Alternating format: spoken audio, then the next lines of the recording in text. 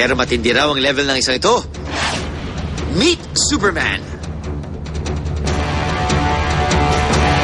Sa mukha, tindig at forma, kopyang-kopya niya ang paborito niyang superhero. Ang tawag sa kanya, Pinoy Superman. Ako si Supergirl XL! Superman? Supergirl, Superman. Wow! The Man of Steel. Hindi kaya ikaw ang hinahanap ko ng wagas na pag-ibig? Ahem. Look closely, Supergirl, maybe. Ito ang dati niyang mukha. Hanggang sa unti-unti itong nagbago para makahawig niya ang Christopher Reeve version ni Superman. Lahat naman kasi ng tao may mga idol yan eh. Lahat naman tayo gusto natin na maging maganda yung itsura. Naging puhunan ko na rin siya sa trabaho. Mula nung nagperya ko, sinasabihan ka na hindi maganda yung na hindi ka kamukha ni Superman. Pag nag-guest ka sa mga children's party, yung mga bata ayaw nilang palapitin sa'yo kasi matigyawat ka.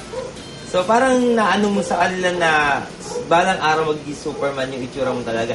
Ang mukha ni Herbert dumaan daw sa total of 17 enhancements. Mula sa ilong, labi, baba, cheekbones, maging pagpapaputi ng balat para makuha ang mukha ni Superman. At kahit balakang at bewang niya, binawasan din daw para ma-achieve ang Superman's body. Dahil dito, double whammy ang hawak niyang Guinness Records. He is the only one in the world na human Superman na may hawak pang record ng may pinakamalaki at maraming Superman collection. Sa world history ng Guinness Book, 5,000 yung sinamit, 1,253 yung na-create. Pero this year magsasubmit kami kasi nasa 10,000 plus na yung collection. Sa loob ng kung tawagin niya ay Superman Studio, malulula nga ang mga mata mo sa dami ng Superman collection ni Herbert mula sa pinakamalaki hanggang sa pinakamaliit. Itong laki na to ay kulang umaabot na siya sa 6 foot. So kung 6-footer to, tapos 6'4" pa, grabe ang tangkad. May sari-saring mga mukha ni Superman. Ito ganit.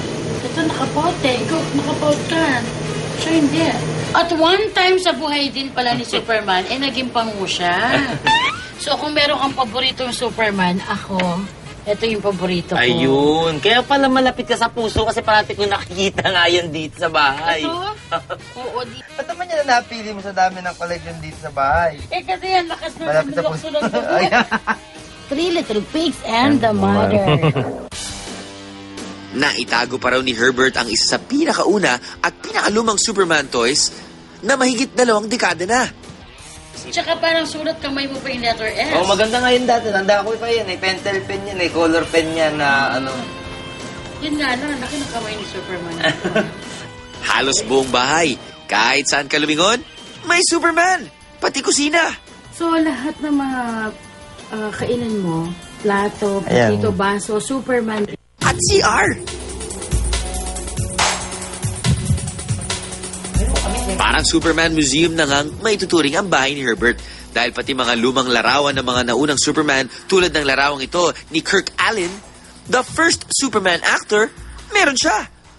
Superman, dahil nahawaan mo ko sa pagiging fanatic mo kay Superman, pwede mo ba akong dalhin sa Krypton planet? Oo naman. Ide-date kita sa Krypton. Liga na. Ayun. Liga isa ba? Kinakailangan ka na Nalakasan ko na. Oh!